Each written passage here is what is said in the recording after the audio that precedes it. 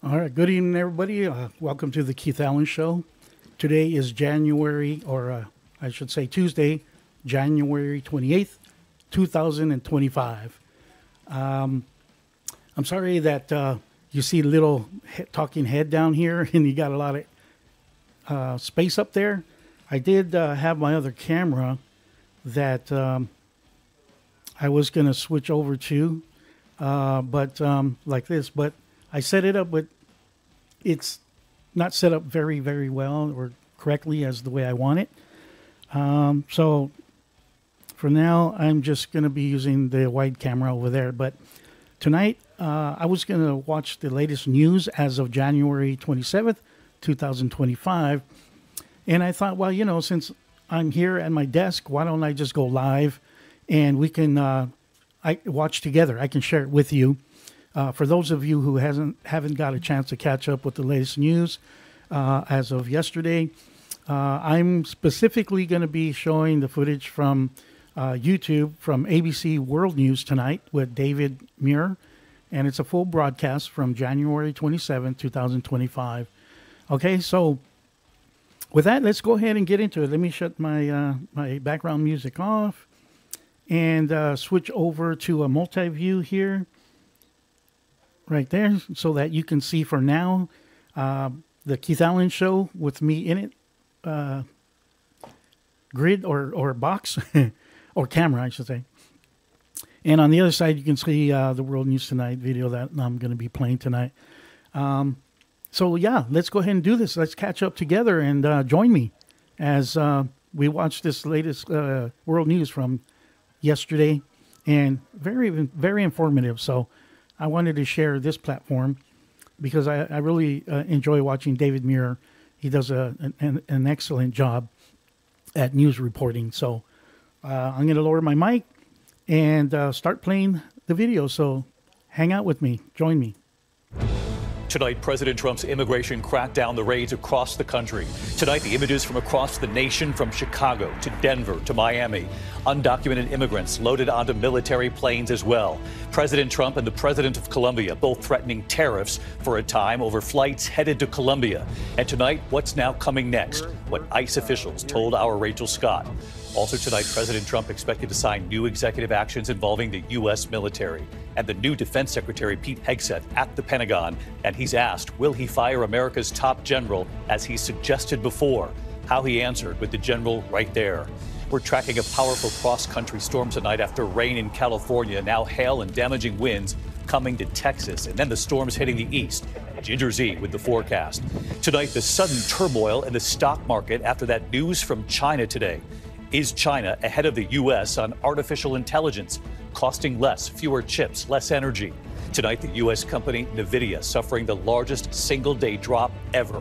Here in the U.S., an earthquake rattling parts of the Northeast, and you'll see the images tonight.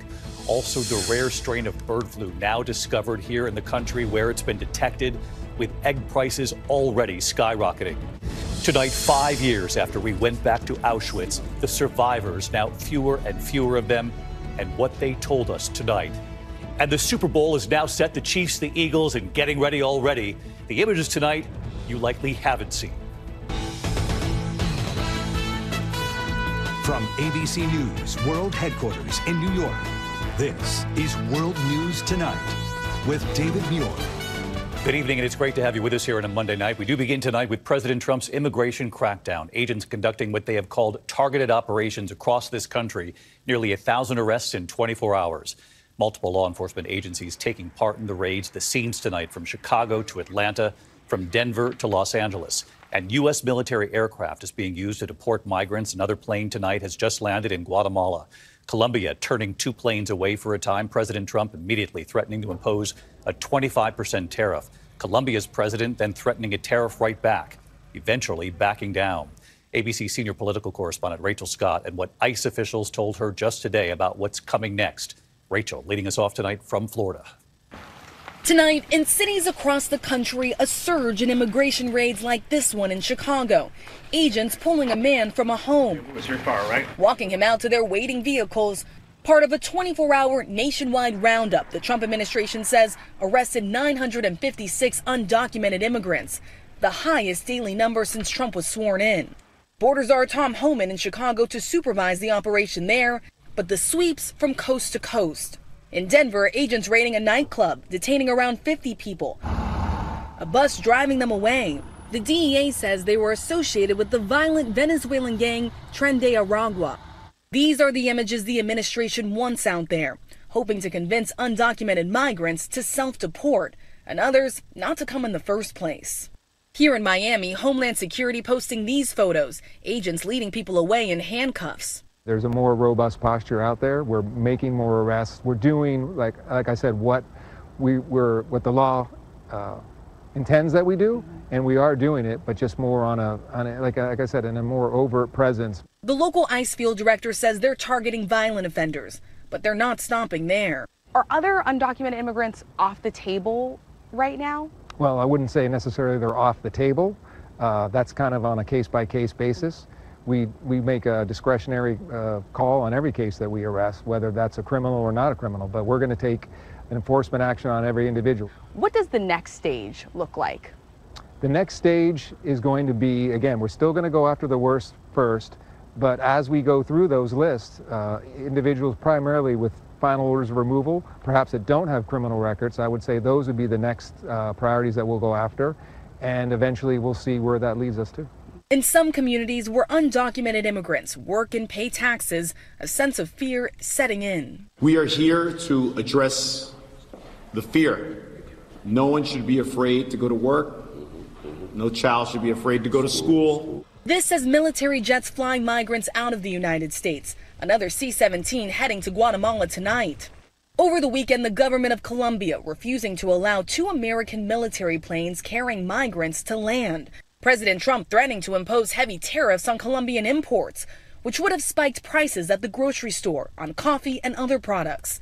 Colombia fired back, threatening to slap tariffs on American goods. But before long, they backed down, agreeing to accept the deportation flights. We've made it clear to every country that they will be taking back our people, and if they don't, they'll pay a very high economic price. Tonight, south of the border, Mexican authorities preparing for an influx of deportees. Drone footage showing massive tent shelters now under construction. All right, so let's get right to Rachel Scott, who's with us live tonight from Florida. Tonight, Rachel, the administration making it very clear this is a massive multi-agency effort. What did ICE officials tell you today about what's still coming? Well, David, ICE officials say they are targeting the most violent criminals first, but after that, they say no one who is in the country illegally is off the table. And it is not just ICE. They are getting resources from every corner of the federal government, all with the goal of helping President Donald Trump achieve his campaign promise of mass deportations. Those officials telling me tonight, expect these operations to start ramping up, David. Rachel Scott leading us off here tonight. Rachel, thank you. Now to the Pentagon and sweeping changes coming. President Trump moving quickly, expected to sign several new executive actions, one calling for an Iron Dome missile defense system for the U.S., similar to what Israel has. And it comes as newly confirmed Defense Secretary Pete Hegseth arrives at the Pentagon for the first time, greeted by America's top general. Secretary Hegseth was asked, with the general standing right there, will he fire him, as Hegseth has suggested. Here's Jonathan Carl tonight. Newly minted Secretary of Defense Pete Hegseth arrived at the Pentagon today after a squeaker of a confirmation vote. The Senate split 50-50, Vice President J.D. Vance breaking the tie. Good morning, everybody. How we doing? It's an honor to be here. Hegseth's first day comes with new executive actions by President Trump. A call for what Trump dubs an Iron Dome for America, a missile defense shield similar to Israel's. It would likely cost hundreds of billions of dollars that Congress would need to approve. Another executive action calls for the military to reinstate with full back pay and benefits any service members who were terminated for refusing to get the COVID-19 vaccine. Trump is also directing Hegseth to eliminate diversity, equity, and inclusion programs and to change guidance that allowed transgender people to serve in the military. By some estimates, there are about 15,000 transgender troops now serving, about half of 1%. The lawful orders of the President of the United States will be executed inside this Defense Department swiftly and without excuse. The new secretary today was greeted by the chairman of the Joint Chiefs of Staff, General C.Q. Brown, someone Hegseth has said should be fired. Writing in his book, C.Q. Brown doesn't so much care if quality individuals serve at the Air Force Academy, so long as they all look different or more like him. Today, Hegseth was asked if he still wants to fire General Brown. Joint Chiefs of Staff and other members of the Joint Chiefs of Staff. Standing with him right now. Look forward to working with him. And today, the Trump Justice Department announced that more than a dozen career prosecutors who had worked on Jack Smith, special counsel Jack Smith's investigations, were abruptly fired. These were career prosecutors, some of whom had worked for many years under both Republican and Democratic administrations. The acting attorney general said they were fired today because they could not be trusted, he said, to implement the Trump agenda. David? John Carl live at the White House. John, thank you. Now to the U.S. economy, the U.S. stock market, and the news from China today that sent tech stocks tumbling. One U.S. company, NVIDIA, had the biggest single-day drop in history. Amid questions, is China now ahead of the U.S. on artificial intelligence? Have they found a way to do it cheaper, fewer chips, less energy? The tech-heavy NASDAQ down 600 points, a 3% drop. U.S. chipmaker NVIDIA seeing that biggest single-day loss ever. President Trump speaking on this just moments ago. And here's our chief business and economics correspondent, Rebecca Jarvis, tonight.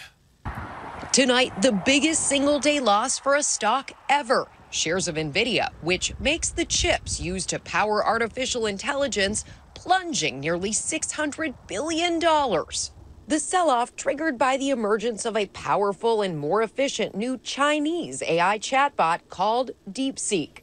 Its release, a kind of wake-up call to investors, causing them to rethink U.S. supremacy and the costs in the battle for AI dominance. DeepSeek, the app, tonight #1 in both Apple and Google's app stores, built in China, allegedly at a fraction of the cost, using far less energy than Western competitors like OpenAI, Google, and Anthropic. OpenAI CEO Sam Altman, recently named to President Trump's new AI project, Stargate, warned about the technology in the wrong hands when we spoke in 2023. This will be the greatest technology humanity has yet developed. So in the wrong human hands, it could be a very different device. We do worry a lot about authoritarian governments developing this. And David, just moments ago, President Trump commenting on these new developments out of China, calling them a wake-up call to U.S. companies to compete and win. Even after today's sell-off, stocks are still up 22% over the last year. David? Rebecca Jarvis on the economy tonight. Rebecca, thank you. Now to this rare strain of bird flu that's now been discovered here in the U.S., where it's been detected, with egg prices already skyrocketing, and new questions tonight about how quickly Americans are actually getting the information on bird flu that they need. Here's Ariel Reshef on that. Tonight, as a fast-moving bird flu outbreak sends egg prices skyrocketing. $14.99 for eggs? Word, the U.S. has now detected a different, more rare strain of bird flu in California. According to a new global health alert, that farm was forced to destroy nearly 119,000 birds. Last week, a farm on New York's Long Island had to kill 100,000 ducks after an outbreak. And in Illinois, Cockadoodle Farm lost 3,000 hens in a matter of days. We're like, oh, maybe it's environmental, or, and the next day hundreds were gone. And we're like, this is something. Despite 67 human cases of bird flu and 1 death, there has been no confirmed person-to-person spread. Just days after Donald Trump took office, there are questions about missing updates on bird flu. Health agencies have been ordered to pause public communications until it's been reviewed and approved by a presidential appointee. Former White House COVID response coordinator Dr. Ashish Jha is urging the new administration to take bird flu seriously. The biggest lesson from COVID is if you get on top of things early, if you do surveillance, if you do testing, it doesn't have to be disruptive. And that is what I'm worried we're going to make the same set of mistakes. And David, multiple sources tell ABC News that a new report on bird flu was among those that was not released by the CDC last week because of that communications freeze. David? Ariel Reshef tonight. Ariel, thank you. We're also watching a major storm system moving across the country tonight after bringing rain to California. What's coming to Texas and to the Northeast? The same system dropping up to an inch of rain on Southern California, flash flooding there, mudslides after the fires. Cars stuck on the road. Let's get right to Chief Meteorologist Ginger Zee back with us here on a Monday night to take us through the week ahead. Ginger? Hey, David, Los Angeles had more rain than they've had in 9 months with that weekend rain. Now it's going to twist out of there over Arizona and New Mexico and make its way right across the country. So let's dive in.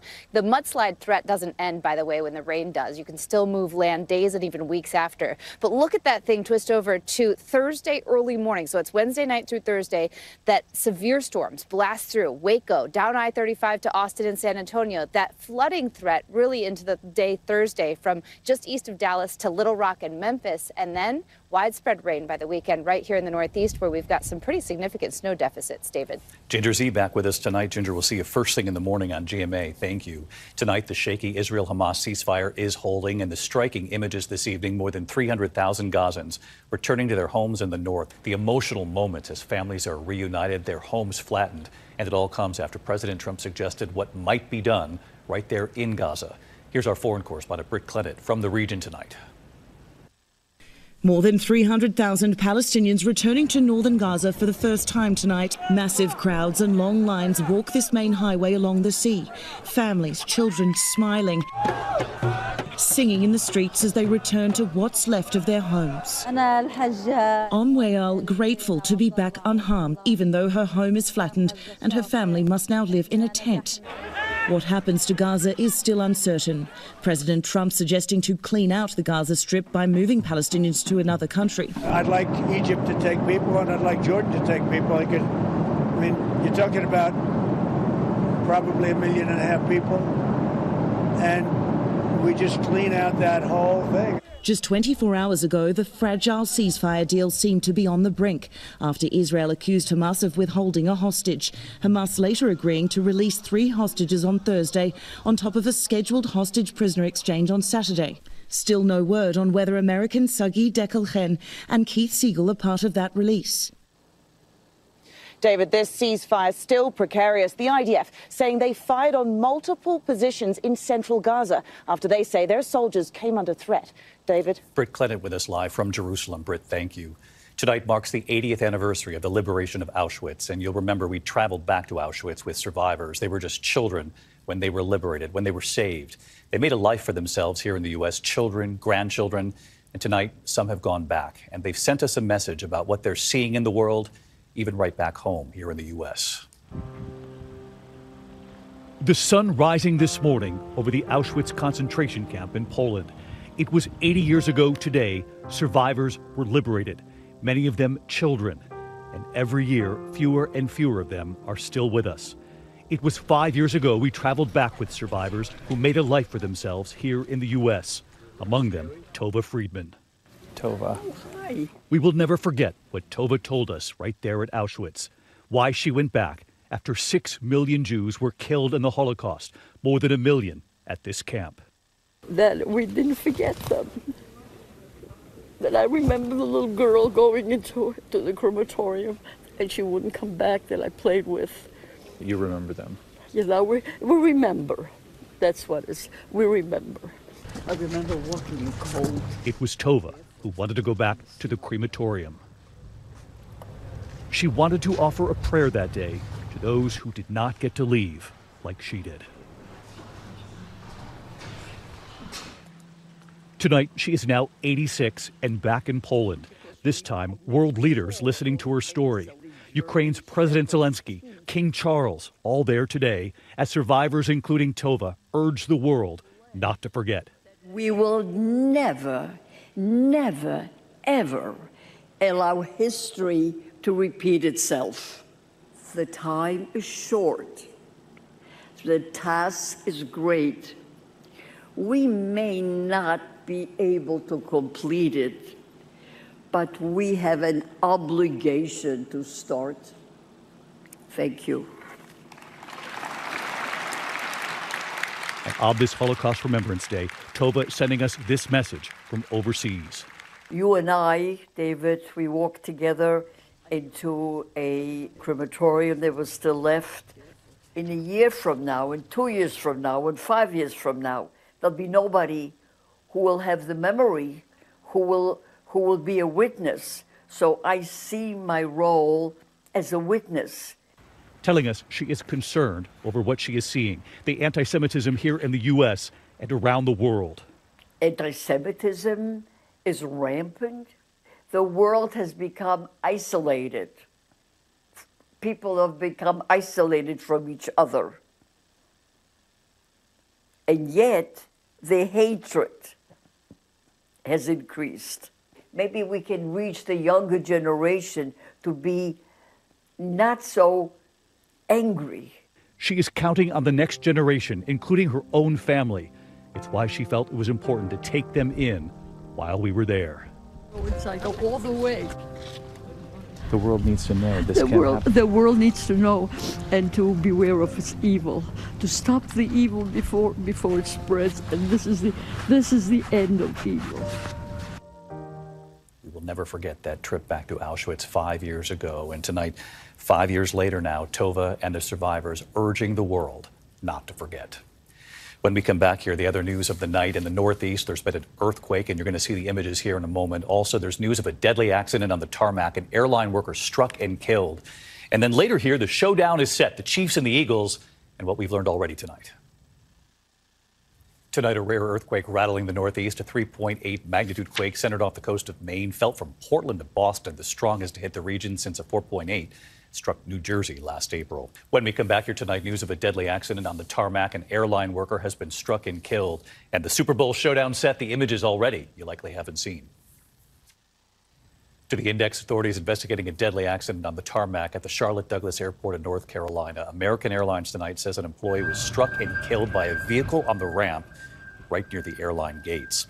When we come back here tonight, the Super Bowl showdown set, the images already tonight.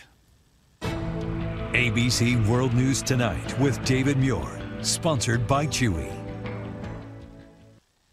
Before we go tonight, the stage is now set for the Super Bowl, the rematch, the Chiefs and the Eagles. Kansas City, of course, hopes to be the first team ever to win 3 Super Bowls in a row. The Eagles say not so fast. Philly fans celebrating, of course. The Eagles' Saquon Barkley with his daughter Jada amid all the confetti. Taylor Swift on the field to celebrate with Travis Kelce and the Chiefs. The rematch now on. I'm David Muir. I'll see you right back here tomorrow night. Good night. Thank you for making World News Tonight with David Muir, America's most watched newscast. No sexting. Oh, right. It went right into, sorry about that. That news ended right away, and it went right into the King of Queens and stuff. So I thought it was going to be longer than that. Unless that's, how in the heck did it jump over to King of Queens? I know, look at that. What the heck happened there? Hail and damaging winds coming to Texas. And then the storms hitting the east. Yeah, I'm sorry. Let me mute that volume on there while I'm doing this. Sorry about that, everybody. Oh, what the heck? Okay, there it is. All right. So let me see if we have the news for today. That was the full broadcast from yesterday. It was 19 minutes. Yeah, you know what? That's why. Let me see. The 27th. Rain brings relief and Ray. Good morning, America. How long? That's an hour. Good morning, America is an hour and 8 minutes. So that's a bit longer in the news. So, deal reached on deportation flights. Well. Yeah. So we're right now live 23 minutes in on the live feed. And I'm over here on this camera now. I'm sorry. Yeah. So let's go ahead and let's go ahead and check out the broadcast from Good Morning America. Unfortunately, they might have a lot of commercials. All right.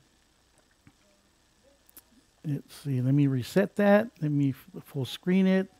Let me take off the mute. And, okay. So let's go ahead and check this one out from Good Morning America. It's a full broadcast. I didn't know this was going to happen. I should have checked the timing of how long that other video was for the ABC News full broadcast. It was so short. This one's an hour and 8 minutes. So we got a lot more news to watch than the last feed. So let's go ahead and watch this one here. Let me go ahead and switch back, and we'll see you in a little bit.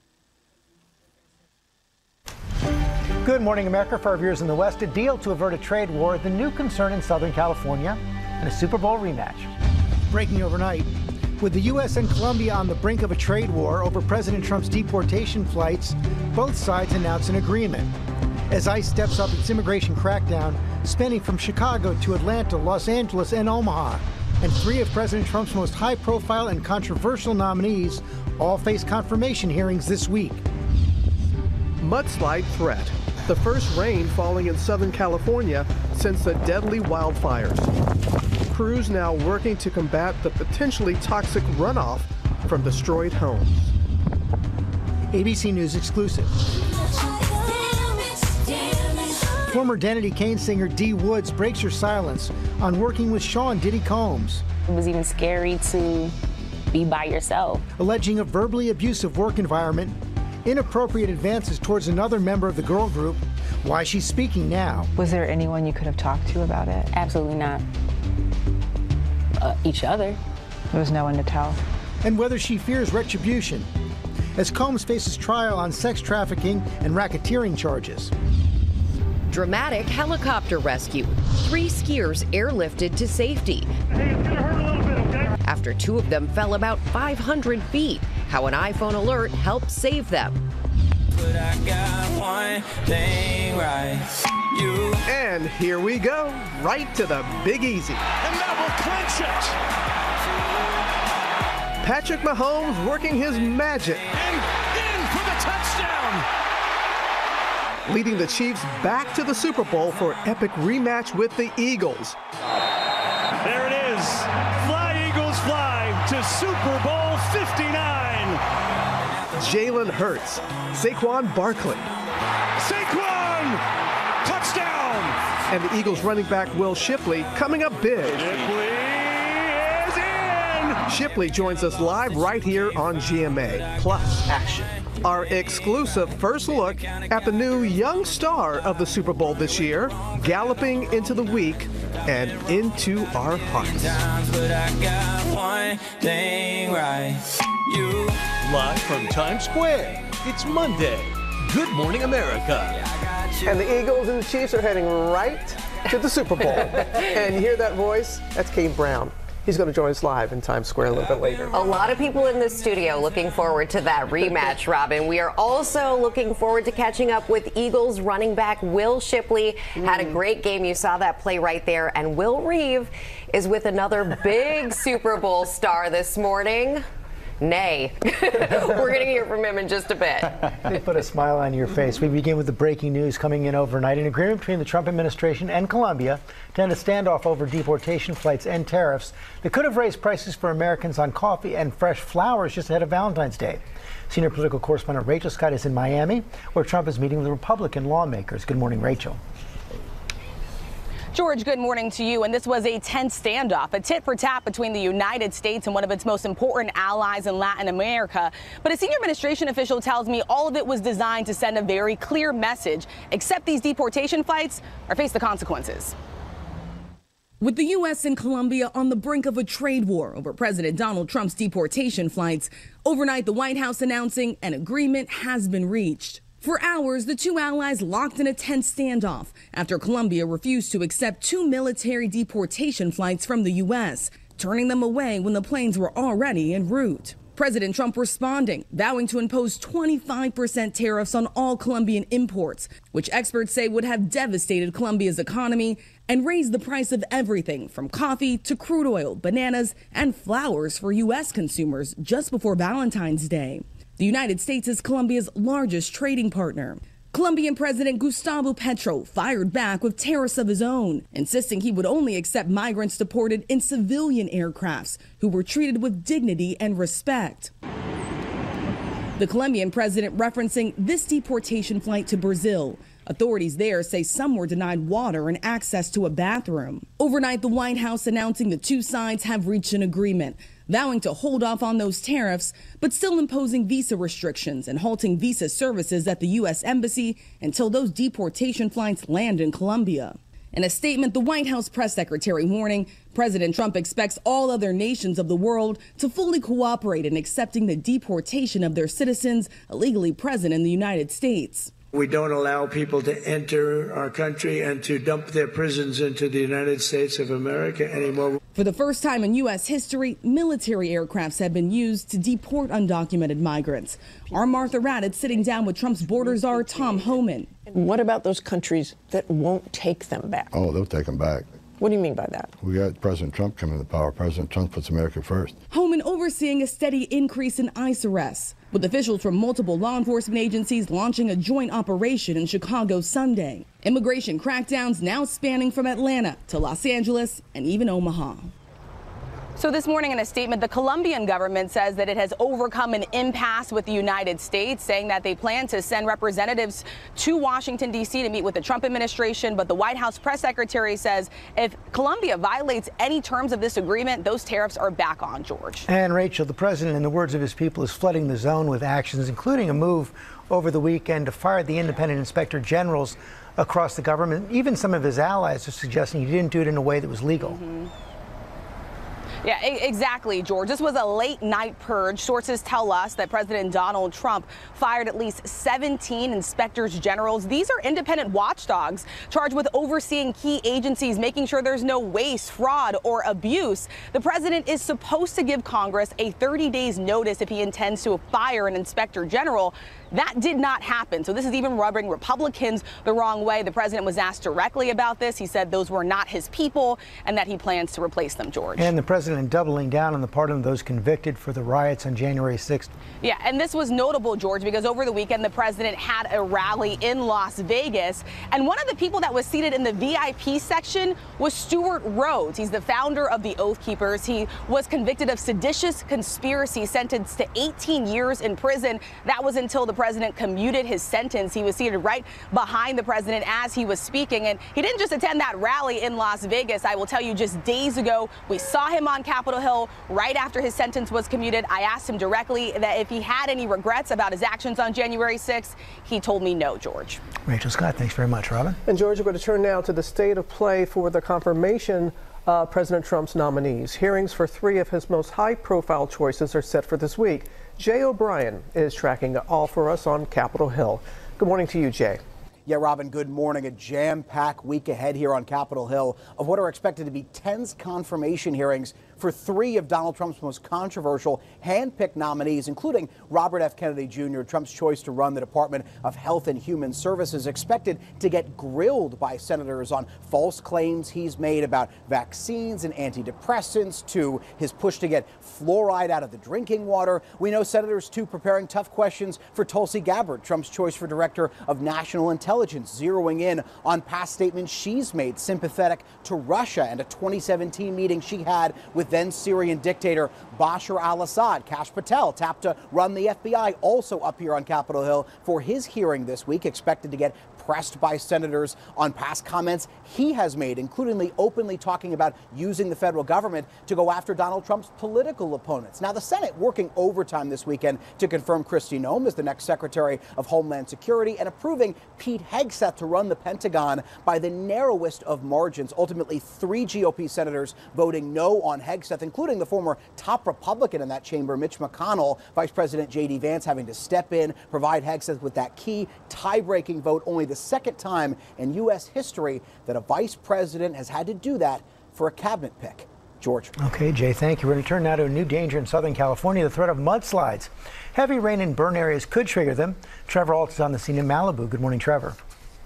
Well, good morning, George. Well, everybody knew Los Angeles desperately needed rain in this weekend, and overnight they certainly got it, but it has brought with it a whole new slate of problems, mainly that threat of mudslides. When you have these charred out homes here, so many of them on extremely steep sloped hillsides just like this, you also have charred soil, and basically in every area that has these burn scars, with the rain coming down, it is at risk of mudslides. There were several of them that popped up overnight here in Malibu. They were under a flash flood warning overnight, and there were several flash flood watches in the surrounding area too. We know that crews have been responding to a number of them, trying to make sure they keep them contained, not just because they want to try to limit any further damage and to protect the homes that are still standing, but they're also trying to limit the amount of toxic runoff from these burnt out homes. They want to make sure that they don't get any of that runoff into the watersheds, because that brings a whole new level of concern. And you can even see here this morning on the Pacific Coast Highway where we have emergency vehicles going back and forth. They're trying to keep those vehicles in the center of the road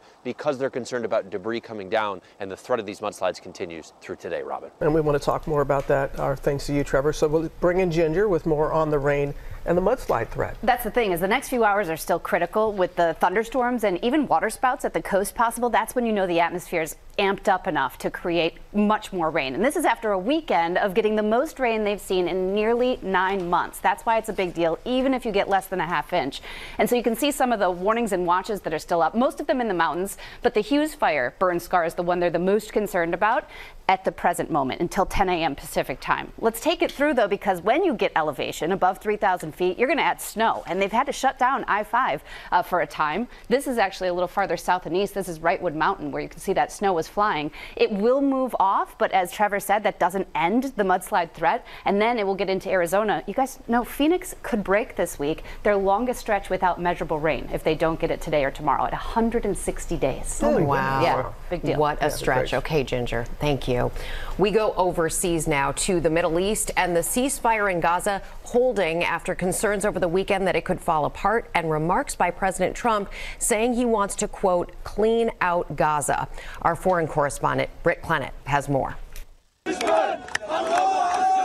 This morning, tens of thousands of displaced Palestinians finally making their way back to what's left of northern Gaza, after the fragile ceasefire nearly came undone over the weekend. Israeli forces initially blocking Gazans from heading north after accusing Hamas of breaking the terms of the truce, saying they did not release a female Israeli hostage. Israel now says the woman, 29-year-old Arbel Yahud, will be released on Thursday along with 2 other hostages, resolving the dispute and prompting Israel to reopen that corridor to North Gaza.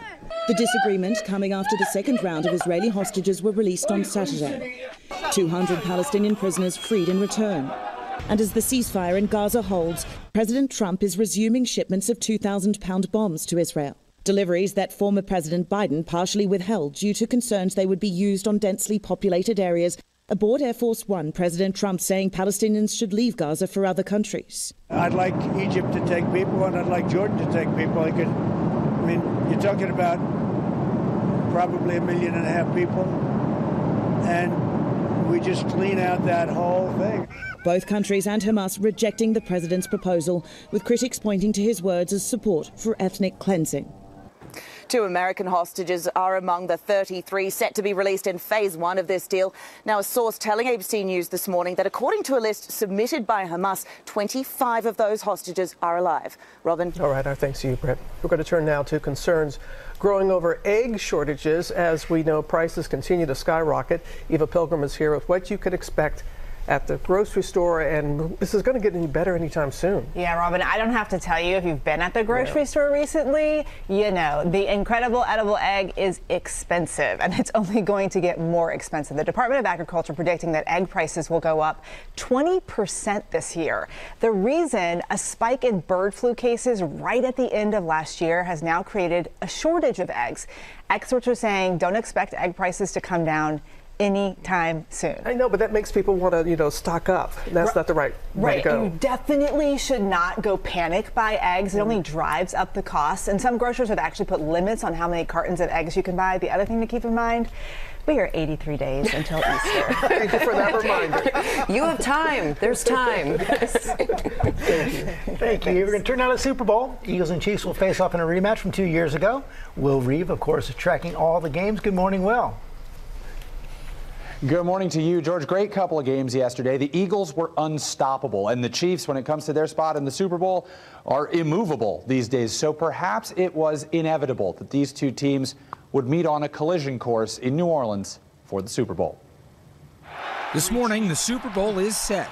The Kansas City Chiefs are the AFC champions. The Eagles advance to the Super Bowl. The Kansas City Chiefs winning a thriller over the Buffalo Bills, the lead changing 6 times. And that will clinch it. Bills QB Josh Allen doing a bit of everything, throwing for 2 touchdowns, including this one, a spectacular grab by receiver Mac Hollins, And it is caught!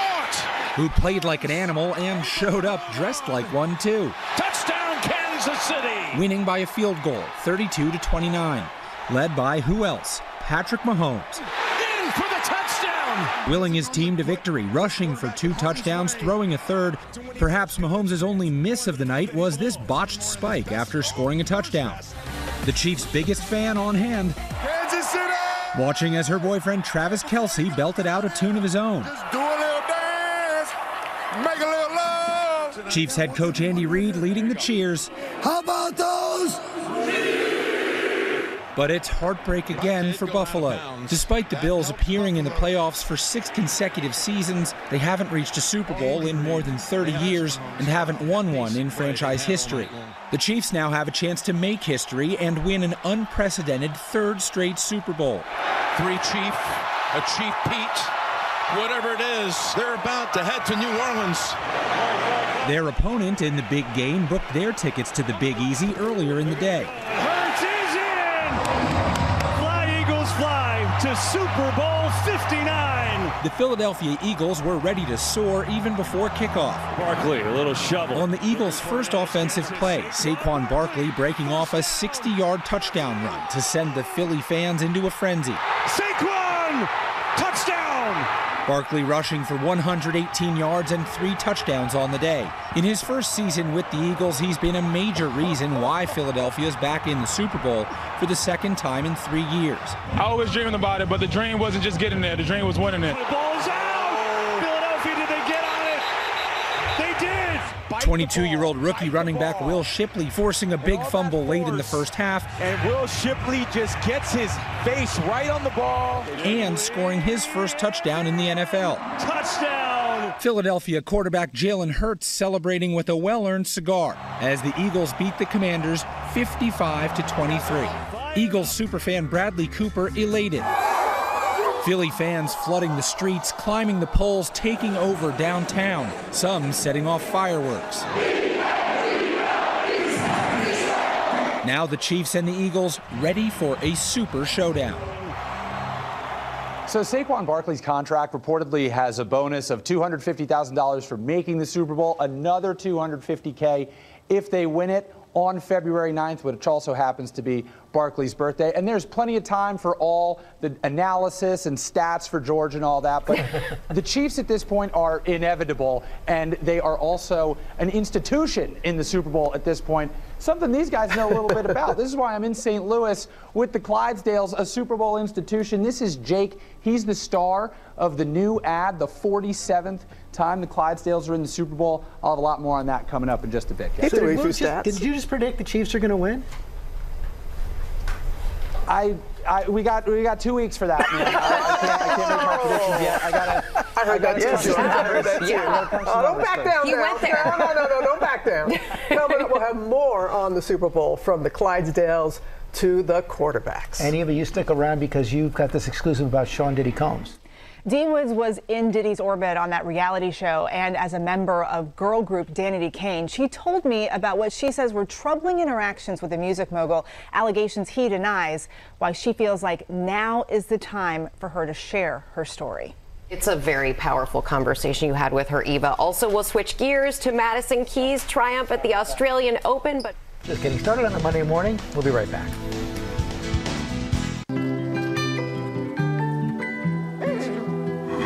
Well, you only need the light when it's burning low. Only miss the sun when it starts to snow. Only know you love her when you let her go. And you let her go. Back here on GMA, one of the all-time favorite Budweiser Super Bowl commercials. That puppy loves the Clydesdales as much as we do. And this morning, you're going to see the new Budweiser Super Bowl ad and meet the Clydesdales with Will. Let's just keep watching. Yes. That's coming up only here on GMA this morning. Following a lot of headlines right now. Overnight agreement was reached between the Trump administration and Colombia to end a tense standoff after Colombia refused to accept 2 military deportation flights from the U.S. The White House announced they will hold off on tariffs but still impose visa restrictions. Also this morning, a new report investigating the Jeju air crash that killed 179 passengers and crew. Experts believe this could be a bird strike and a possible contributing factor to the crash. The bird remains were found in both engines. Also right now this morning, we are observing International Holocaust Remembrance Day, marking the 80th anniversary of Auschwitz's liberation. And police are on the hunt for thieves who pulled off an overnight heist at a Dutch museum. The incident was caught on surveillance video as the thieves used explosives to blow open a door, and they made off with several gold artifacts, including the golden 5th century Romanian helmet. Wow, like a scene straight out of Ocean's 11 or 12 or 13. I know, it goes on and on these Yes, days. lots of options. And we've got a lot more ahead, including the heart-pounding helicopter rescue of 3 skiers caught on camera and how an iPhone alert helped save them. That is coming up. Right now we have an ABC News exclusive. It's an interview with former Danity Kane singer Dee Wood. She's sharing new allegations about Sean Diddy Combs. Eva Pilgrim spoke with her. Good morning, Eva. Good morning again, George. He was one of the most powerful people in the entertainment industry, but now music mogul Sean Diddy Combs is behind bars on sex trafficking and racketeering charges. This morning, Dee Woods, one of the members of Danity Kane, sharing what it was like to work for him. This morning, with music mogul Sean Diddy Combs' criminal trial just months away, that's what I'm talking about. Y'all did a great job today, ladies. some of those who worked closely with the hitmaker describing for the first time their experiences. Dee Wood shot to fame as 1/5 of the chart-topping girl group Danity Kane after starring on MTV's popular reality show Making the Band 3. The day we were chosen, I was like, it's bad boy for life, baby. She says what should have been a dream come true quickly became something else, alleging Diddy created a verbally abusive work environment. I'm curious why you decided to speak up now. I would say that this moment now is a time where I feel like my experience, my truth will really be heard and actually considered and believed. Dee Wood sharing her story as part of a new investigation discovery docuseries, The Fall of Diddy. From the outside, he was this mogul. He was this guy who, you know, could make your dreams come true. Unsettling scenes like this, a reminder of what it was like on Making the Band. Juanita, what's your stomach looking like? For real, are you feeling a little thick? I always feel thick next to these skinny chicks. You're like a burger away. He did it in different ways with all of us. You know, picking and prodding and just a way to chip and knock away, but then praise you. I see myself standing in those dark, scary, predatory spaces and hearing somebody say some of the most degrading things to me. How was it predatory? Somebody constantly treating you like a piece of meat. Only valuing you for your sex appeal. And in some of the environments, you know, it was even scary to be by yourself. Despite turmoil on and off camera, Danity Kane debuted to massive success.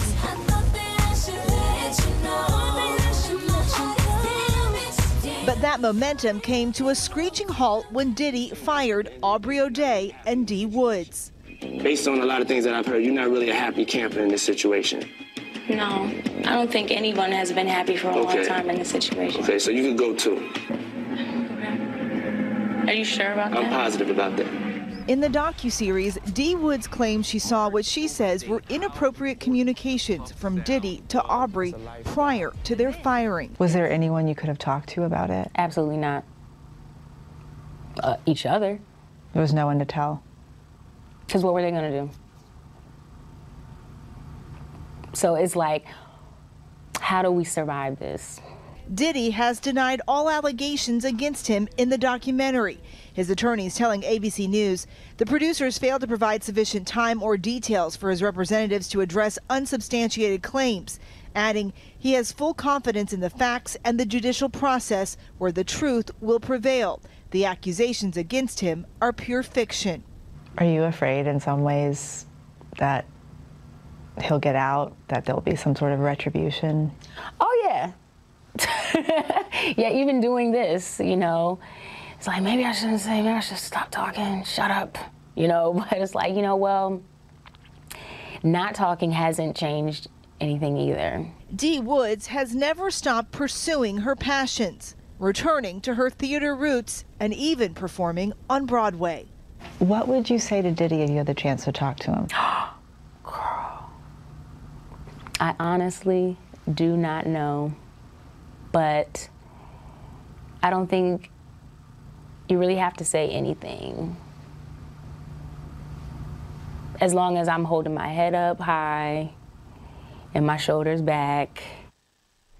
And Dee Woods is still actively performing, actively auditioning. She laughed about how busy it is right now because it's pilot season, and she's hopeful about what's to come. The Fall of Diddy premieres tonight on Investigation Discovery, and it streams on Max. We watched the whole thing, our whole team. Yeah. There was a lot you haven't seen before. Okay. Well said. Thank you, Eva, as always. Now with more on the countdown to the Super Bowl that will be played right there in the Superdome in the Big Easy. It's going to be a battle of the two top quarterbacks in the league. Lara is here with more on Patrick Mahomes. But can we start with Ike Ajachi? Of course. He's there in Philly with the Jalen Hurts story. Good morning, Ike. Hey, good morning, Robin. We are here in sunny South Philadelphia, right in front of Lincoln Financial Field, where just yesterday, Jalen Hurts added another career notch to his belt. And after being selected in the second round of the 2020 NFL Draft, Hurts became the starter next year and led his team to 4 straight playoff appearances. And 2 years ago, he appeared in the Super Bowl against Patrick Mahomes and the Chiefs. Now, this matchup for Super Bowl 59, yeah, it's surely going to be an epic rematch. Now, if the Eagles win the big game this time, it'll be their second Super Bowl win ever, all with the help of one of the highest paid quarterbacks in NFL history. Hurts signing that massive $255 million extension just almost 2 years ago. But here's the thing. Hurts, those accomplishments keep piling up. He had those 2 college national championship games, the 2 Super Bowl appearances, even those 2 Pro Bowl honor selections, and in 2 weeks, we'll see if we'll be able to take home the big game for the first time ever. Guys? 2s across the board there. All right, Ike, thanks very much. Okay. Patrick Mahomes, we're quite familiar with this. Yes, let's do a little yin and yang. Here we go, Robin. So you don't have to be a football fan to know who Patrick Mahomes is. He's become a TV star in State Farm insurance ads, and of course, he's part of Taylor Swift's inner circle. And if you're a football fan, you know this man is absolutely exceptional at his job. Mahomes is a 3-time Super Bowl champion. He has won the MVP in each of those games. He was also the league MVP twice. And here are some stats for the Chiefs QB that you may not have heard. Since taking over as the starter in his second season, that was 2018, Mahomes has led the Chiefs to the conference finals every single year. He has won 5 out of 7 of those games. His record in Super Bowls is 3-1, and if he can help lead his Chiefs to victory in 2 weeks, it would be his and the team's 3rd straight. That is a first in NFL history. But Mahomes' legendary football career, did you know, almost didn't happen. He was actually drafted, there he is, by the Detroit Tigers in 2014. He ultimately chose football over baseball, which meant not following in his dad's footsteps. His dad, Pat Mahomes, pitched in the majors for 11 seasons. Baseball, though, is still a big part of Patrick's life. In 2020, he became a minority owner of the Kansas City Royals. And it's an easy walk to check in on his investment. The Royals play right across the parking lot from Arrowhead. Mahomes is also a family guy, as we all have seen. He and his wife Brittany have 3 beautiful little children, one of them a newborn. So a really well-rounded young man. Yeah. We got a Grand Slam play of the day that we love. We sure do. We love this woman. She is such a terrific, nice lady. Madison Keys is also a champion now. She stunned the crowd, and 2-time defending champ Aryna Sabalenka with her relentless fortitude, and it served her well, enabling Keys to win the 2025 Australian Open. It's a feat that may have taken Keys longer than she would have liked, but one that she never doubted would happen.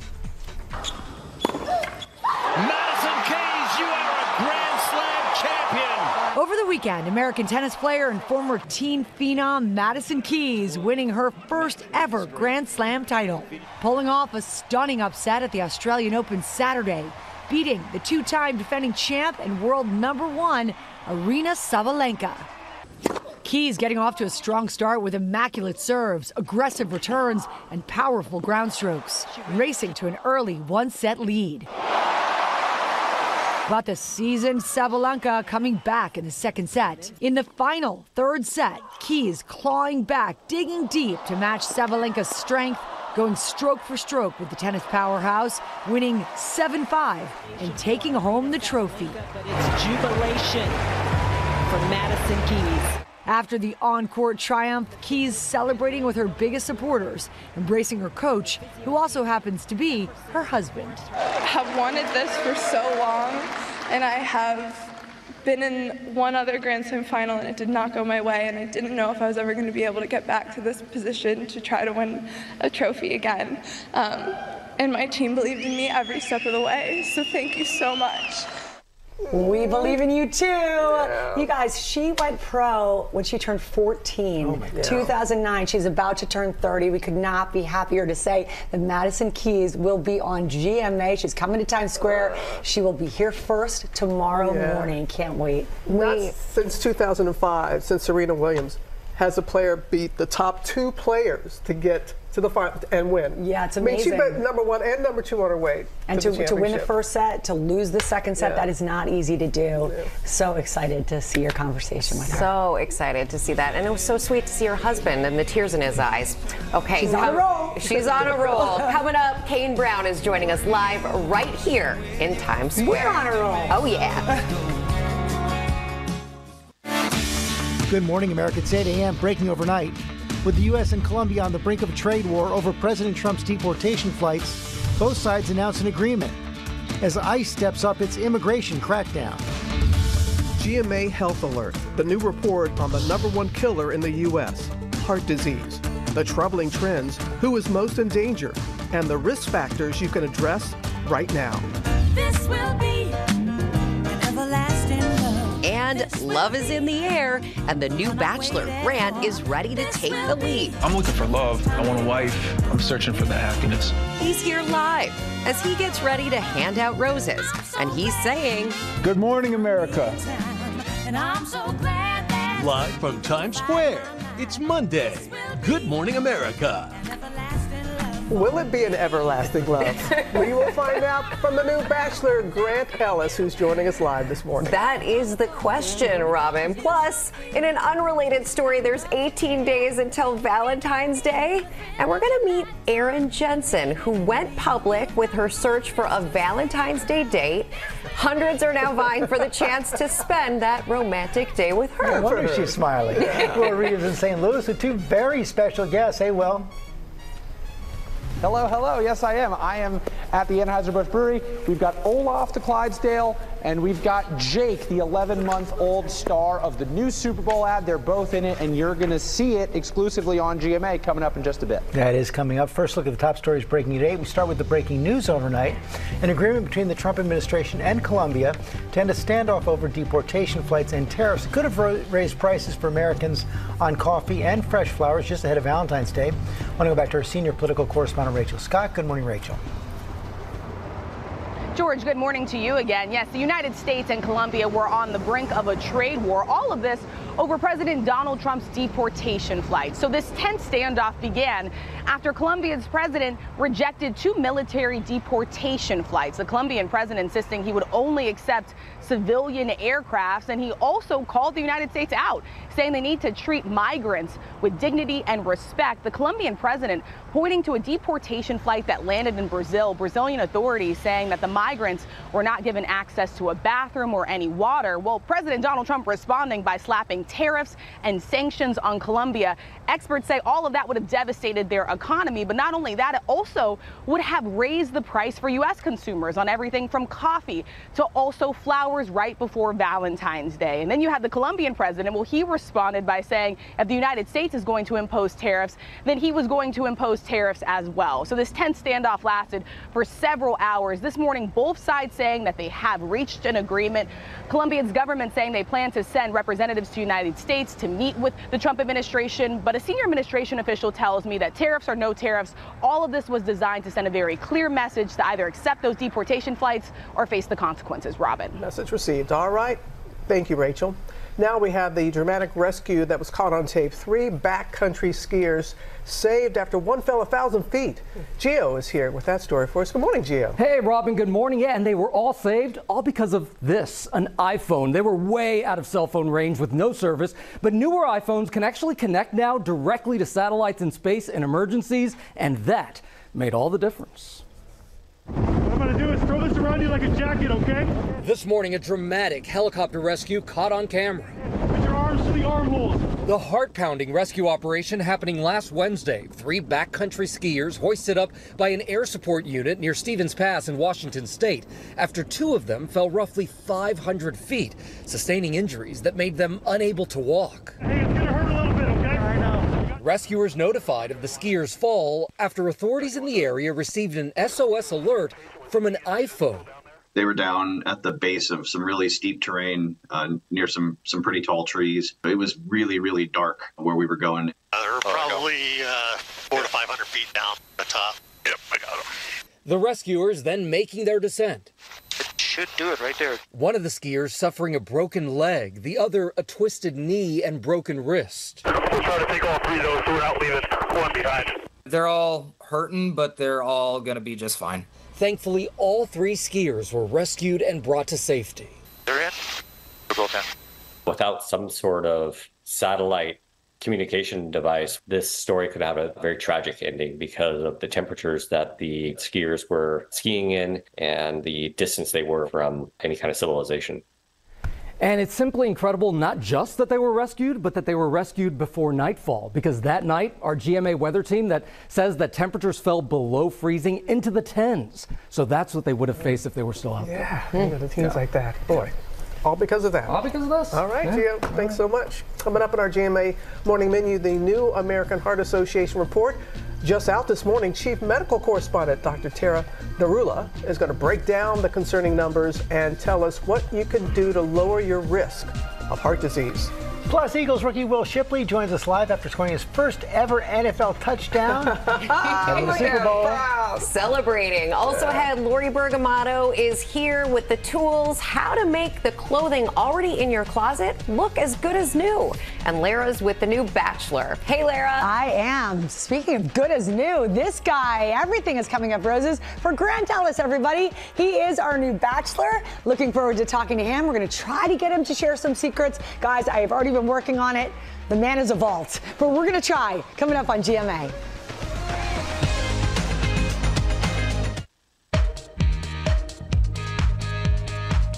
We are back now with our GMA cover story, and this morning the American Heart Association released its annual statistical update on heart disease, and our chief medical correspondent, Dr. Tara Narula, who is a cardiologist, is here to break down the findings. Number one killer. So just give us a little bit more on these findings. The stats are pretty sobering from this report. As you mentioned, heart disease continues to be the leading cause of death for Americans. In fact, cardiovascular disease kills more Americans than all forms of cancer and accidents combined. That's 1 American every 34 seconds. This report also showed that some risk factors like high blood pressure, diabetes, and obesity continue to rise. So almost 40% of Americans, around that much, are obese. About 50% have hypertension, and almost 60% have diabetes or pre-diabetes. We continue to see disparities along the lines of race, ethnicity, and gender. So Black women have the highest rates of high blood pressure and obesity. Hispanic men have the highest rates of diabetes. It's estimated, Robin, that if this trend continues by 2050, we will see a 300% increase in healthcare costs to our country from this cardiovascular disease if this remains unchecked. Now, where is the good news here in this report? Yes, cholesterol numbers are going down, smoking rates are going down, but we can talk all day about stats. At the end of the day, these are our family, our friends. These are human lives that we need to personalize and put a face on this, because this is our leading health threat. I love how you do that. Personalize it. Don't just make it a number and a stat like that. Risk factors. So risk factors. So for men, risk starts to go up over the age of 45. For women, over the age of 55 or postmenopausal. Then we think of things like high blood pressure, high cholesterol, diabetes, obesity, inactivity, diet that's poor, sleep, mental health and stress, alcohol and smoking, and then family history. Really important to ask about family history too.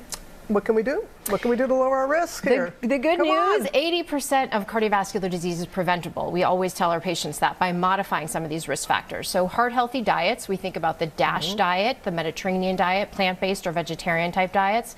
Exercise, about 150 minutes of moderate cardio every week or 75 minutes of vigorous cardio. Sleep 7 to 9 hours. Knowing your numbers. You should know your blood pressure, your cholesterol, your blood sugar, your body mass index. And then finally, screening. We talk so much about screening for breast cancer and colon cancer. You never hear people really say, I should get screened for heart disease. But we have risk calculators. We have tests like calcium scores. We can really find underlying heart disease early and prevent it. So it is possible to screen for it? Absolutely. And what did you say to be 80%? 80% of it is preventable. Okay. Right. So it's in your hands. That's it. And we're in good hands with you, Dr. Narula. Thank you. Thank you. Again, we just love having you with us now. Thank you so much. Okay. And it's time now for Pop News with Lara. Thank you, Robin. We're going to begin Pop News this morning with a huge Sunday for the NFL with the Kansas City Chiefs and the Philadelphia Eagles winning the AFC and NFC championships, punching their tickets to Super Bowl 59. And this morning, in a GMA exclusive, 22-year-old Eagles running back Will Shipley is joining us live. There he is after the biggest game of his young career. Good morning to you, Will. Good morning. I appreciate y'all having me on. Are you kidding me? We are so happy to have you on. Congratulations, your rookie year in the NFL, and you are going to the Super Bowl, my friend. How does that sound? Oh, it's crazy. You know, so many emotions come with it. It's been a dream of mine since I knew what football was. So to actually be here and to be going down to New Orleans here in a couple weeks and have an opportunity to do so is just, it's unbelievable. You had a tremendous career at Clemson, and then in this game, a huge play at the end of the second quarter. You forced a fumble, you set up a touchdown. Will you walk us through the play, and did it help, in your opinion, did it help the team propel to that momentous win? Yeah, you know, it was an awesome opportunity. We take a lot of pride in special teams, so, you know, being able to go down there and to be honest with you, I was just trying to get a hat on them, you know, get a shoulder pad on them and just try to, you know, get them down or you know, slow them down in any way. Yeah. And yeah, just ended up working out where the shoulder pad went right on the football and it came loose and I felt it like hit my leg, so I was looking down trying to you know, grab it and get it, but it got kicked backwards. And you know, Kenny Gainwell, a teammate of mine, you know, also in the running back room with us, was able to pick it up and we were able to score again before halftime and then get the ball after half. So yeah, I think it kind of gave us that momentum back and gave us the ability to you know, carry it into the second half. Yeah, it was so fun to watch. And then on top of everything else, you scored your first touchdown, your first NFL touchdown. Will you share with us what that moment was like for you? Yeah, it was, God, it's just a dream come true, you know. And to do it in the NFC Championship with just with my teammates and guys that I love, and you know, you see Saquon right there, come grab me and celebrate. You know, that's someone I look up to, someone that has taken me under his wing, you know, since I got drafted to this organization, and just, you know, couldn't be more thankful, couldn't be more blessed, and just to be able to share that with my teammates and my coaches, my friends and family who were able to come, you know, watch the game, is a special moment, you know, one that I'll remember for the rest of my life. I bet you will. We loved watching it and loved how Saquon looked like he was celebrating as hard as you were. How meaningful is it to have the support of such a rock star?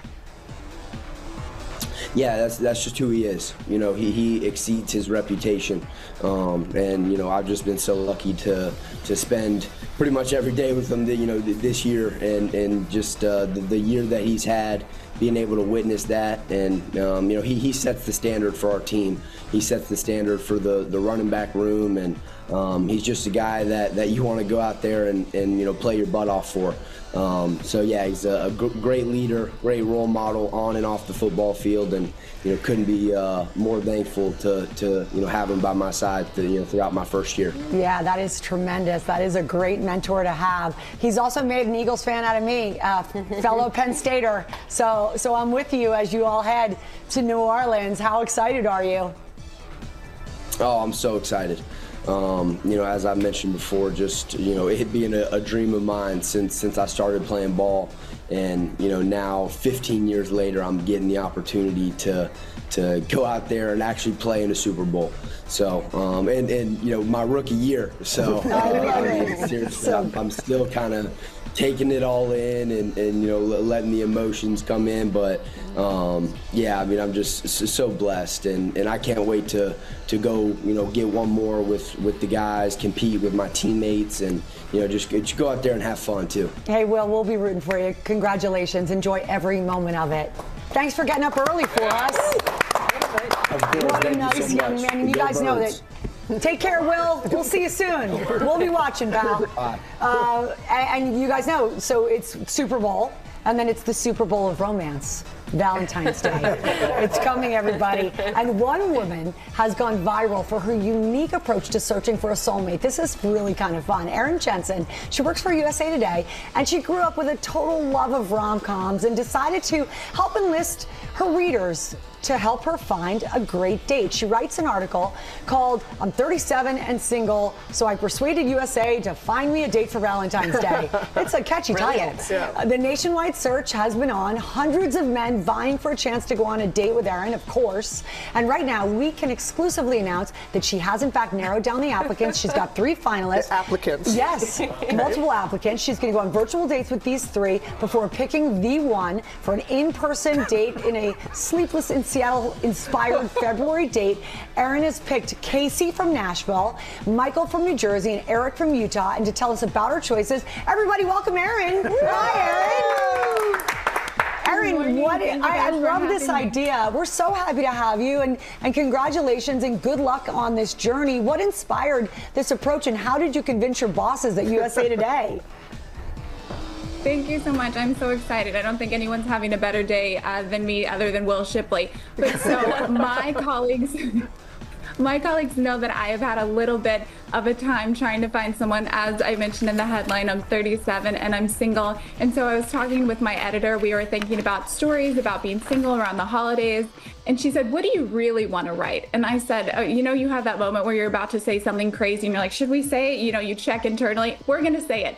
I would love to do a Sleepless in Seattle inspired nationwide search for a Valentine. I've been on the apps, I've been set up. It has not worked out for me. So, can we do it? I think with our USA Today readership, I think we could reach someone." I think you can too. I mean, first of all, right here, everybody, America, there she is. These are lucky guys. And what are you looking for in these upcoming virtual dates? What's important to you, Erin? So the most important thing to me is my faith. It's played such a role in my life, and as I've gotten closer to God, I think He's done such wonderful things for me, like putting me here with you this morning. And so faith is super important to me. I was looking for that in applications. Also, sense of humor.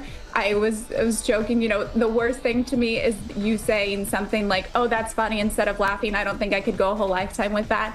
Dependability, drive, things in common, and the lifestyle that would be compatible with mine. All right. Well, Erin, please keep us posted. We want to follow your journey. We're thinking about you and wishing you love. I hope you find him. Yes.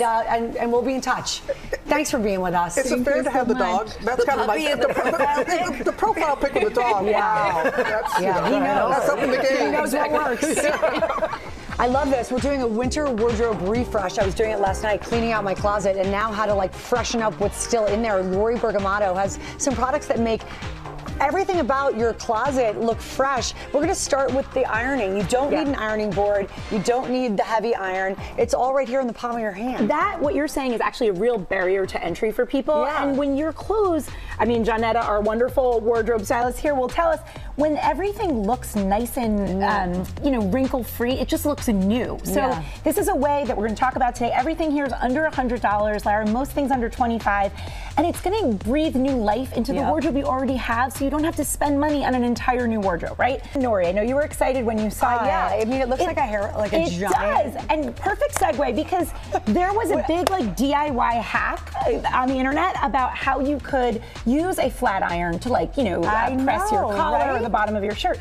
Nori has the genius idea that they made it bigger so that it's more accessible, easier to use, and more efficient. Exactly. It cuts your ironing time in half, And it has 6 different settings, so you can use it on linen, you can use it on silk, you can use it on a lot of different fabrics.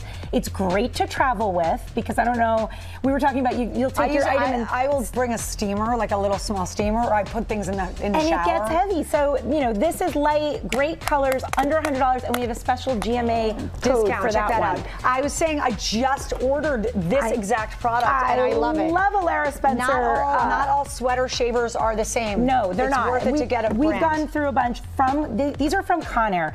The reason we have 2 is one is battery operated, one has a rechargeable battery. I went with the rechargeable one. Okay, great. I hope it's the right decision. I think it is. And it's great. If you want to show them how it's done here, Lara, we have a sweater over here. Yep, and you know when your sweaters get like those little balls? Pilled or matted. Yeah, the pills. Exactly. And that's, nothing makes a sweater look older than when you see those little pills and mats. This takes shaving it right off. There you go. It's super easy. It's actually really satisfying and fun too, you guys. These start at $11. Man down. But they're great and something that everybody should have in their arsenal. Nothing to see over here. Nothing Very to see. durable. That's exactly. Thank you, Rebecca. Did we mention durable? Yes. All right. So let's talk about shoes. So a lot of people love to wear Uggs or like a suede or a nubuck. They get beaten up though. But they get with the salt. Exactly. The salt, the water, things like that. How can you protect them? We actually talked to somebody who's a shoe repair professional, and he was like, oh, it's all about Terrago. This is what we use. It is the Terrago Nano Protector Spray. It's great for leather, suede, nubuck. And what it does is it just creates an invisible shield. And sort of the added bonus there too is that it protects against stains. So even if you drop food or a drink or something like that on it, that's the thing to get. That's great. Let's talk about cashmere. We love cashmere. Quince has really democratized cashmere, making it accessible for everybody. But when you make that kind of investment, you want to keep it. So they have this Quince cashmere comb. It's $10. All you're going to do is it gently brushes away any of those pills or things like that. So it's similar to the... Similar, but a little bit different. It's very gentle. So if you have something that you're really worried about or you want to just be extra careful or you want to have that manual control, this is the thing to get. I had never seen that. From Quince. I'm in on that. And then finally shampoo for your clothes. There you go. This is called soap. This is rinse-free. You see, we have my sweater here that's cashmere in there. What's great about this is it's rinse-free and super gentle. Comes in great fragrances. When you say rinse-free, you don't have to put it in the washing machine. You soak it and then you just let it dry. We got it at Manhattan Wardrobe Supply, and those people know what they're talking about when it comes to taking care of your fabrics. I love it. Lori, thank you so much. Thank you. Guys, the QR codes that you see there, they'll take you to the products on our website. Some really great ideas. Thanks, Laura. Coming up, Will Reeve has the Clydesdales for us. Everyone in that shot is very cute. Welcome back to GMA, live from Times Square. Counting down to the Super Bowl, just under 2 weeks to go. Every year we look forward to the Clydesdales. So let's go back to Will in St. Louis with the exclusive reveal of the new Budweiser Super Bowl ad. Hey there, Will. Hello, everybody. So the moment is finally here. We've been with the Clydesdales all morning in their gorgeous stables here in St. Louis. My buddy Olaf here has gotten some glam since you last saw him. Olaf was with us in Times Square last year. Now I'm visiting him along with Jake, who's a little baby Clydesdale, who is the star of the new Super Bowl ad, the 47th, featuring the Clydesdales. You get a first look right here on GMA. Take a look. Since I was born, I dreamed of being a Budweiser Clydesdale. Only problem is, I was born a donkey. From donkey dreams, I must have said something right, to puppy pal reunions and old school deliveries. Good job, Bubba. Budweiser's Clydesdales have galloped into our hearts across 47 Super Bowl commercials since 1975. Welcome aboard, Hank.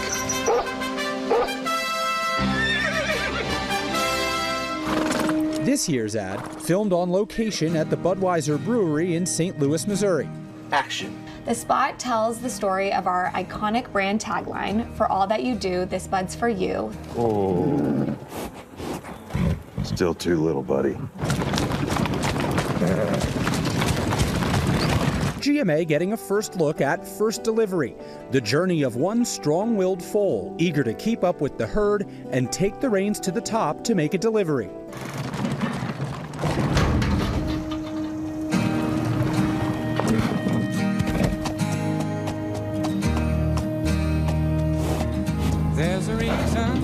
The foal is a representation of the grit and determination that make up the American spirit.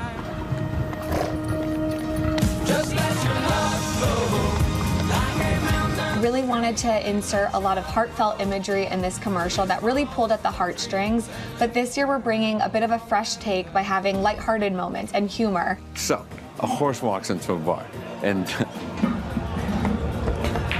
what? Just let your love flow like a mountain stream and let your love grow. All right, so I'm here with Chris Wiegert, the supervisor of training for the Budweiser Clydesdales, along with Olaf and Jake, who you've seen all morning. And Chris, this is one of the biggest acting challenges Clydesdale has had to undertake. Jake, rolling that keg. You're responsible for teaching a horse how to roll a keg. How does that go? Oh, it's amazing. You know, it takes months to train a Clydesdale to pull this off. And with foals, it just takes a little bit longer because, you know, they're not used to traveling. They're still growing. They have to learn their cues and their marks. But all that comes together, and in the day, they're stars like we just saw. How much lead time do you have to know, okay, this is what the ad's going to be, this is what you're responsible for getting these horses to do? You know, this journey started the day after Super Bowl last year. You know, it was such a hit, and we were so excited, and Budweiser is committed to delivering, so we wanted to get ahead of that and make sure we delivered for our fans, and we did today. So Jake came right into the world and was training for his big debut in the Super Bowl. Absolutely. You know, he's 11 months old, but we're so proud of what he just did. Well, you did a great job. You too, Olaf. It's great to see you. I feel like we're old friends at this point. Speaking of friends, there's such a good vibe with these Clydesdales. Describe what the personality is like for those who might only see them in Super Bowl ads and don't get to hang at the stables. You know, they're all unique and they have their own personalities. And to work with these guys and know them is such an honor. But to be a Budweiser Clydesdales, they have to have the 4 iconic white stockings, the solid coated bay, the black mane and tail, and the white blaze down the face, which is the look that you know, has represented Anheuser-Busch's heritage and has been embedded in the American culture for the last 90 years. They are an institution. Jake, Chris, Olaf, thank you for having us in your home. Guys, there's the ad. Here are the horses. It was great. Thank you, Will. And all of you at home can see the entire new Budweiser commercial, plus teasers to other ads on our website. Scan the QR code or go to goodmorningamerica.com. Now, with the new Bachelor, Grant Ellis is a former pro basketball player turned day trader, and he's ready to find love on tonight's premiere episode. And he's here with us now with a sneak peek. It is so nice to see you in person, Grant. It's nice to see you, too. I'm honored to be here. It's my pleasure. I love Good Morning America, and I'm excited. I'm excited for the interview. Well, we're excited to see you this season. Everybody got to know you last season. You had just professed your love, and then you got cut. Yeah. And then you came back. And then I came back. You got to come back strong. How are you feeling going into all of this? I feel great. You know, it's really important that you wear your heart on your sleeve, and I feel like I did just that. And I think that that'll really resonate with America, and hopefully they can understand that. Yeah, I think people are really drawn to you because of that, because there's so much, it feels genuine really coming from you. Jesse Palmer had to really push you because you were torn. Yeah, I think the group of women that were on the season were amazing. And they brought so much to the table, and you know, it's really hard when you have to let somebody down in a way, and that's kind of something that hurt a little bit. You think about their feelings because you've been in that situation as well 100%, before. 100%. I want to take a look at a clip real quick. There's a lot of excited women showing up here tonight. Oh man, I don't know, would be happy or nervous. All right, we gotta get these nerves out. What do we gotta do? What do we gotta do? What do you need? I don't know, a little wiggle in my suit. Sometimes before a game I used to do it. So what I do is I grab my belt, and I do this with my feet right here, and I just ride with it, you know? You gotta snap the other way. All right. That's the dance right Whatever it's gonna take. Whatever it takes, right? Dude, I love it. Thanks, man. Well, listen, first limo's pulling up. Grant, all right, let the journey begin. Let the journey begin, and it all begins with the suit wiggle, which I'm sure we're going to see more of this season. You mentioned the women, an incredible group. There's a boxer in the mix, a wedding planner in the mix. Talk about some of these women and give us a sense, a taste of what drama might be coming up, because you know we're here for the drama. Yeah, some drama is good, not too much, but a little bit. No, the women were amazing. I think the thing that really brought us all together was what they were here for, and that was love. And I think that everybody was genuine, everybody was unique, and everybody was willing to be open. And there's a little bit of drama. That's what happens when there's emotions involved. But, I think we come to a resolution. Did you approach rose ceremonies, having gone through this? Did you approach any of it differently, just knowing what you had felt and all of that? 100%. The inevitable has to happen, but you could have grace, and you could do it in a way where you're thinking about the woman's feelings first and also thinking about yourself. Thinking about yourself. Okay, we're going to do a very quick lightning round in a rapid fire. What's your ideal date night? Beach night. Craziest date this season? I don't know if I can say. Okay. Go-to karaoke song? All of Me by John Legend. All of Me. Because you're a day trader, what's your top stock pick right now? Well, I would say the S&P 500 or ClearPoint Neuro. ClearPoint Neuro is a really good stock. You did the S&P 500, so people can go out and get a ETF and spend less money and own the market. Money. And ClearPoint is trading at like $17. I think in the first quarter it's going to have a really good quarter. This is not stock advice. This is just a conversation with Grant Ellis, who is a day trader, and we love it. And you've got a great season ahead. Congratulations on everything. It's so nice to see you back in the game. And The Bachelor Season 29 premieres tonight at 8 Eastern, 7 Central. Episodes will also be available for streaming on Hulu. Had to get that question in there about stocks. Of course I did. Getting ready for the big game. Super Bowl Sunday, less than 2 weeks away now, and GMA lifestyle contributor Lori Bergamato is back with great entertaining hacks. Hey, Lori. Hey, good morning. And no matter how much you plan and how many lists you make, something is always forgotten. This segment is sponsored by Walmart, and they have a way to help. Walmart now offers express delivery. Lara, this is so cool. You can get the things you need in as fast as an hour. Or if you're just a procrastinator or decide to throw a party last minute, this is a way to take care of anything you may need, even during the game. That's super helpful. All right, so let's talk about entertaining. What are the basics before kickoff? Okay, so it can't be a real big game party without food and watching it, right? So we're gonna kick things off here with the Gourmet air fryer. This is one of their best sellers. Yep. I know you probably love an air fryer because you like to eat healthy, right? But everybody likes the taste of fried food, so that's the way you can get it. It's 4 quarts, delicious. Great for your chicken wings. Exactly, even chicken nuggets taste amazing in an air fryer. And then we've got this speaker here because it does get really tunes. You have to have tunes, but also you can play it off your television. So you know how sometimes you have a lot of people in the living room, everybody's cheering at the TV. You want a little bolster of that audio, so that's great. And then with Roku, this is what we use in our house. We love a Roku stream. It makes everything so easy and so clear. Love it. All right, so now we're talking mid-game. It's almost halftime. Talk to me about your game plan. Okay, so now we're in it. We're in the game. Okay.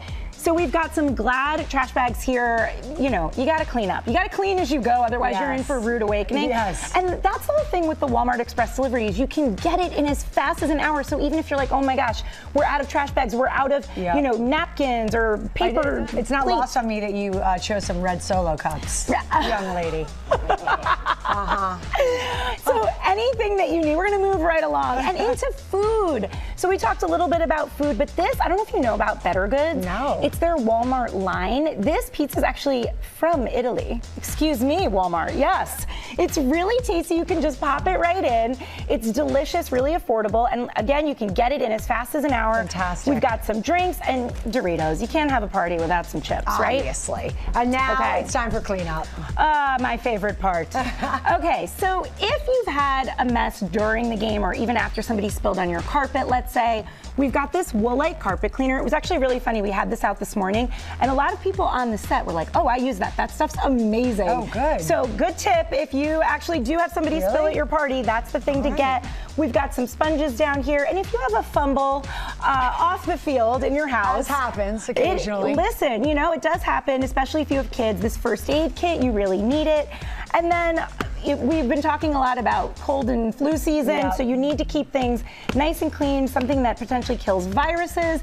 So we've got everything nice and clean, ready to enjoy that big game. My team, unfortunately. Fast as an hour, right? Fast as an hour. My team didn't make it, so go sports, go party, because that's really what I'm in it for now. Go commercials, go party, go chicken wings. All right, these are great tips. Thank you, Lori. Thank you so much. Really That's right. You can get everything as fast in an hour from Walmart Express Delivery, and you can even order anything on Sunday before the big game. And you know who I'm looking at? Hi, Kane Brown. So excited. Kane Brown is here. So you want some music? Stick with us. We'll be back on GMA.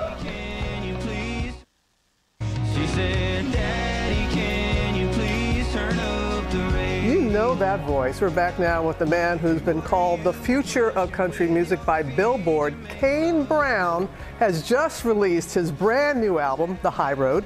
He's going to perform his current single for us, but first, can we catch up just a little bit, Kane? Yeah. Good to see you. Good to see you. Congratulations and thank you. Thank you for the new music, and we hear it is being called your most personal yet. So just the inspirations behind it. I just had my third kid, so I don't get out much anymore. So I basically just try to find everything I could around me that I've been going through recently. And you've been very open about everything, all the challenges that you've been going through, and just putting it into the lyrics? Yes, ma'am, all the way to depression, to my third baby, to my granddad going through Alzheimer's. Yeah. That's country music.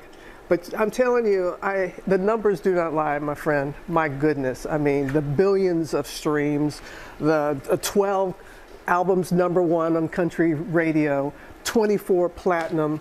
What drives you? Other than the third, you brought up the third kid a lot, but what keeps you?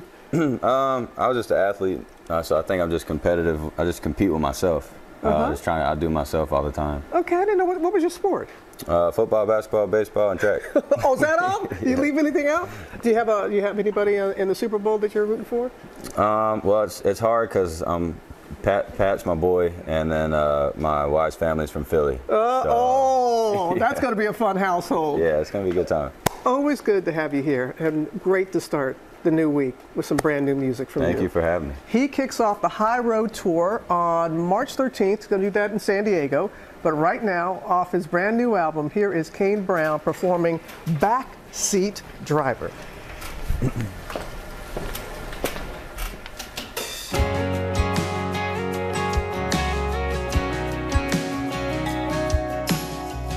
$7:30 in the morning in a Mickey D's drive-thru.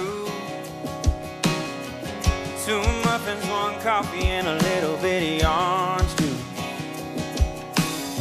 I saw a man with a sign on the corner. I rolled my window down, handed him $1. That's when I heard her ask, "Hey, Daddy, who was that?"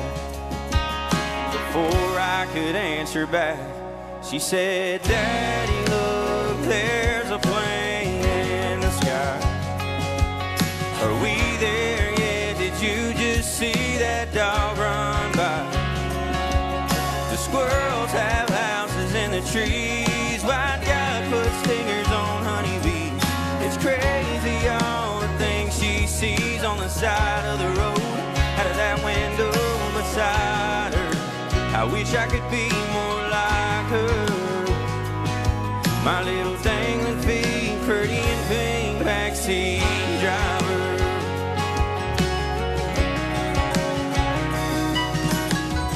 Later on that day, on the highway back home, I saw a lady in a black Mercedes yelling at her phone.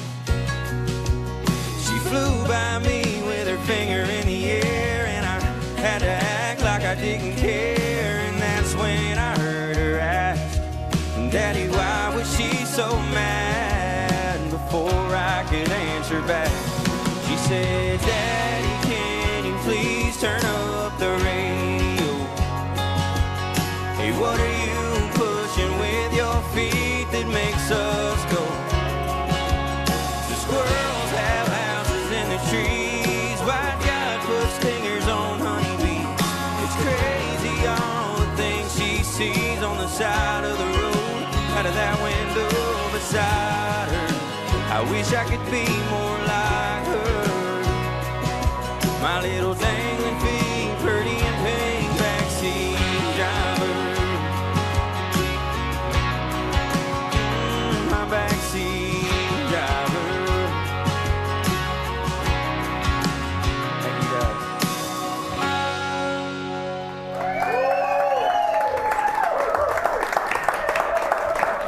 And we are going to survive with Kane Brown. We thank him and his band for that great performance, and thank you at home for watching. Have a great Monday, everyone. Bye. See you tomorrow. Bye. Backseat driver.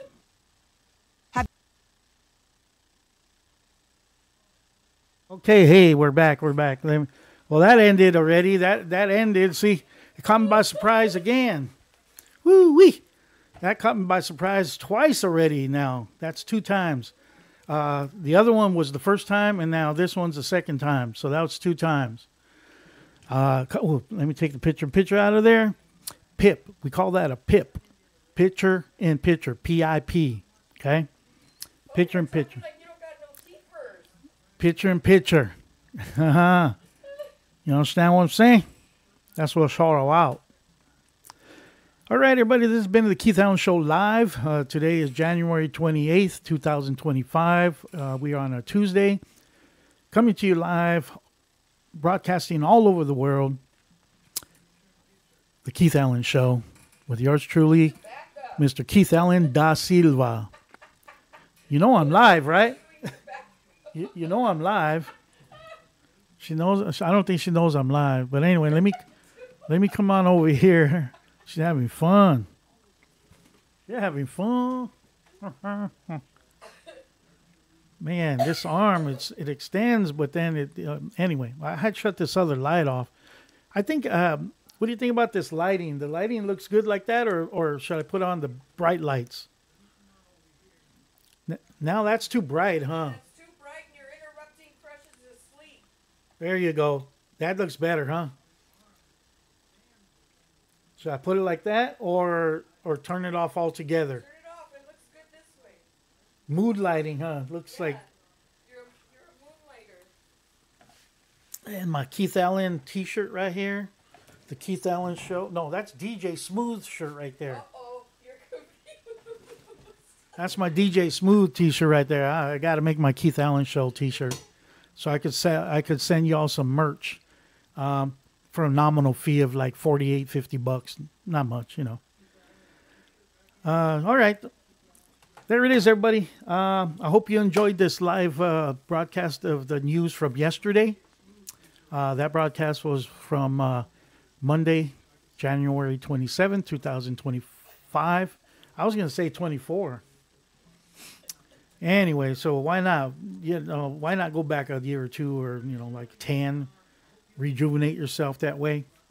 But anyway, so look for the next live show of the Keith Allen Show when I look at the news from today of the 28th, January 28th of 2025.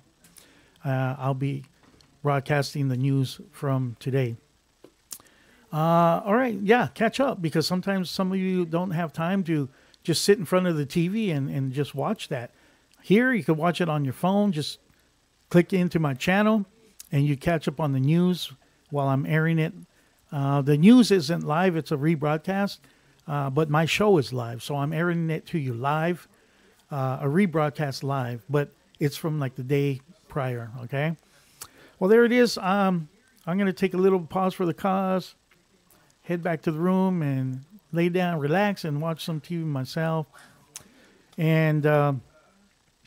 yeah, I hope y'all are taking care of yourself. And I wish you all endless blessings. And we'll see you on the next live broadcast of the Keith Allen Show. That's going to be the live broadcast number 8. All right. See you on that one, everybody. Take care of yourselves and everyone else.